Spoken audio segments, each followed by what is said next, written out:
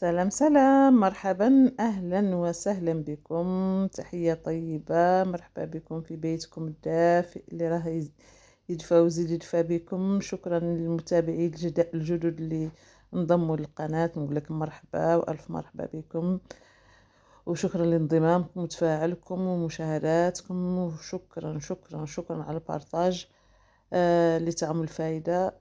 وكذلك ما ننساش، ما تغيروش، ما ننساش المتابعين الدائمين اللي عندي. ربي يحفظكم ويزيدكم من نعيم يا رب العالمين.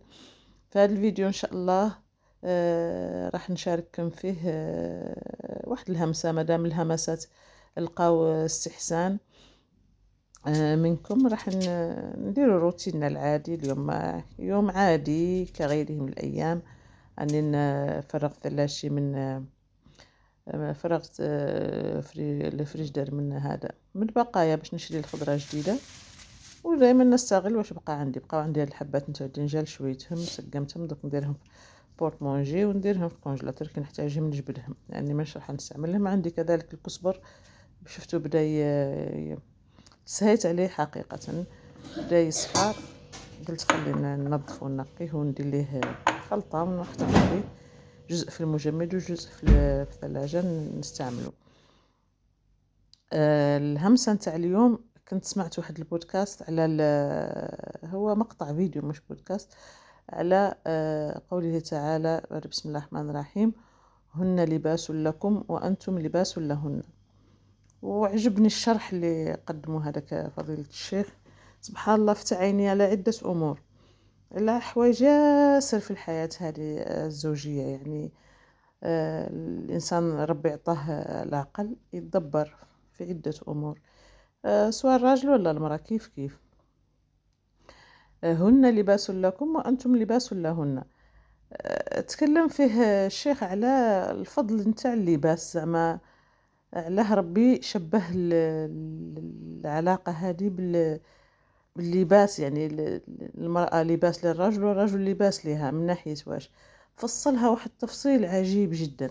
راح اليوم نتكلم معاكم على نقطتين ممكن من النقاط اللي أثارها، ومن بعد إذا لقى هذا الفيديو استحسان راح نتكلم على النقاط الأخرى. النقطة اللي بغيت نتكلم عليها هي أنه من صفات اللباس، يعني اللباس اللي نلبسوه من الصفات نتاعو أنه أول حاجة حنا نلبسوه باش نسترو به عيوبنا، نسترو به مفاتننا، نسترو به أرواحنا. لذلك المرأة هي ستر لزوجها والزوج هو ستر لزوجته. يعني عدة أمور تشوفوهم ولا تعيشوهم ولا لا داعي، يا هاد الصفحات نتاع الفيسبوك هاد الأيام ولا هاد السنوات الأخيرة ولات إلا الحياة الخاصة للأشخاص. أي حاجة مشكل بسيط بين الرجل ومراته تلقاها هي حاطه في الفيسبوك على عينك يا تاجر كما قالوا المصريين، ولا هو حاطها في الفيسبوك. وكي زادوهم هذه مجهول الهوية، ولينا كوارث وكوارث وكوارث نشوفوها نقراوها مرات. والله تنشعك مع صباح ربي يجي تفتح الفيس ولا حاجة هكا، يا إما تلقى خبر وفاة، يا إما تلقى زوجي لقيت كذا ولقيت كذا، ولا مراتي راهي مشات البلاصة الفلانية. أنت ستر لها وهي ستر ليك. على هاد الأمور وعلى الإنسان ما يناقشهاش مع الطرف الآخر، كافية قضاء تم. ربي سبحانه وتعالى الله يبقي علينا ستره، راهو ساتر فينا ياسر أمور. له أمور سترها ربي وسترك فيها، وبغاك باش تخدمي مخك، ولا بغاك باش تخدم مخك انت وتخمم في هذاك المشكل وتحله انت وهذاك الطرف الاخر، لانه ما كانش اللي ماشي يقدم لك الحلول.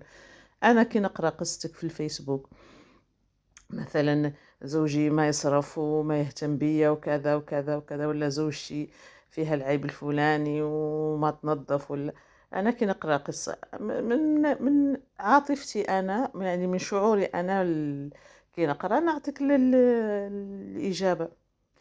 ممكن ديك الاجابه تخرج عليك، ممكن داك الراي يصلح لك وممكن ما يصلحش لك، وغالب الاحيان ما يصلح. كيما هذاك اللي يدور الدواء مثلا يقول لك انا يخرج فيا حبه مثلا في الفك وبندير يعطوني نصحوني، كل واحد نصحه من راسه. انا نصحك نعطيك نصيحه جربتها ممكن في حاجه مماثله ونفعتني، وداك يعطيك. شوف كثره الخلاط هذه هي اللي تاثر على الانسان، ممكن تؤدي به الى امراض خطيره. مثل كذلك النصيحه، النصيحه ماهوش اي واحد ينصحك. ما هو أي واحد ينصحك، النصيحة اللي راح يقدمها لك أي شخص صدقوني صدقيني أختي الغالية العزيزة، قادرة أنت تقدميها لنفسك، قادرة أنت توصلي لها. لا أعطي لنفسك بعض الوقت، أعطي روحك 5 دقائق 10 دقائق، فكري في الموضوع زين، تلقاي له الحلول. وجربي، نجرب هذا الحل ما عطاني النتيجة اللي بغيتها، نزيد نجرب حل تاني، نجرب حل ثالث حتى نوصل للنتيجة، خاصة في العلاقة اللي بينك وبين زوجك، يعني حياتكم الخاصة انت وياه في داركم. ما كانش اللي يعطيك حل ليها إلا انتي ولا هو. نقعدوا نتكلموا في امورنا، حتى داك الراجل اللي ما يسمعش بصيف عليه يقعد يسمع، بصيف عليه يقعد يسمع. علاه الناس راهي يجيبوا حكم من اهلي وحكم من اهلي، نهار ما يوصلوش لاتفاق، نهار يبغوا حل يرضي الجميع يجيبوا واحد، تجيب واحد من ناسها ويجيب هو واحد من ناسه، انسان اللي ثقه واللي عاقل واللي رزين اللي ممكن يحل لهم الامر، هما باغيين الحل تاع الامر. لذا قبل ما نوصل لهذه المرحله قادرين نلقاو الحلول لنفوسنا، لان رانا ساكنين وكل واحد راه عارف الشخص اللي راه معاه، عارف الشخص اللي راه معاه. اسكو يجيب بالكلام، يجيب باللين، يجيب الخشونه، يجيب الحقره، يجيب التحلال. كل واحد راه عارف ويعيش طريقه اللي موالفها مع الطرف الآخر. لذلك من صفات اللباس أنه يستر عيوبنا. الصفة الثانية الدفء. قال لك الدفء، اللباس يدفيك في الشتاء يدفيك، وفي الصيف راه مبرد عليك. عندنا أنواع أقمشة، لذلك الإنسان عند اختيار الشريك نخير الشريك اللي نتوافق أنا وياه، ويكون إنسان عطوف حنون. يعني موش بالضرورة كلام يقولوا مثلا هاد البنات اللي راهم يحوسوا على قصائد الحب وعلى رسائل الحب، مش بالضرورة. الأفعال كافية، الأفعال تغنيك على هذاك الكلام كامل. الإنسان اللي يوقف معاك، الإنسان اللي ينصحك، الإنسان اللي يوريك الحوايج اللي ينفعوك واللي يفيدوك، والإنسان اللي حاميك، أفضل يحامي لك جسمك، حامي لك عرضك، حاميك في حضورك وفي غيبتك، أفضل لك بكثير، أفضل لك بكثير من حاجة تانية. لذلك عند اختيار الشريك لازم الواحد يخمم في عدة أمور، ينحي عليه الماديات جانبا. ما نقولوش الماديات ما هيش ضرورية، بصح ما هيش بالأهمية كما أخلاق الإنسان وتربيته ودينه. لذلك من صفات اللباس قلنا هو الستر، الدفء، يوفر لك الدفء، يحمي جسمك من السخانة الزايدة، ويحميها في البرد الزايد. لذلك حتى انت تكوني انت روحك دفء، ما وش يجيك محمل بهموم ولا عنده مشاكل ولا حاجة قال ماني صايبة لك، خلي وقت تاني نتكلموا فيها. لازم تكوني أذن صاغية. احنا الرجال مش كيما النساء، احنا ممكن تحكي مرة يقول لك مانيش باغي يعني تقولي له مانيش باغي نسمع هذيك، ما تلا يرجع لك. مش كيما احنا كان جاك مره وقلتي لي يعني العكس، يعني المراه شحال مره يقصدها ما ترجعش، مش كيما الزوج، يعني ما تفشلش. نرجع لك نحكي لك مشكلتي اليوم، نحكي لك غدوه، نحكي لك بعد غدوه حتى نلقى الحل. لكن الراجل عكس المراه سبحان الله، يجي يحكي لك مره ما يلقاش القبول، ما يلقاش مسنطر، خلاص يبحث عن حلول اخرى في جهه اخرى، ومن بعد تولي انا والو، انا محكى ليا، ويحكي لاخته، يحكي لامه، يحكي لصديقته، يحكي كذا، وانا اللي مراته ما يقول لي. لذلك نكونوا اذن صاغيه، نسمعوا لبعضانا، نتناصحوا خاصه اذا كانوا موجودين الاولاد. والله يا الضحايا هم الاولاد. الوحده تكبر مخها والراجل يكبر مخه ويشوفوا لهذوك الوليدات، انا تبان لي شخص حتى نجبت معاه طفل طفلين 3 مثلا، الله يبارك، ما نقدرش نقول انا صعب المزاج، صعب المعاشره، ما نقدرش نتفاهم معاه. انا اللي صعب انك تتفاهمي معاه من الشهور الاولى، ممكن ما تفهموش، ممكن من الايام الاولى ما تفهموش، ممكن كاع من العام الاول تبان لك كل الصفات اللي راهي فيه.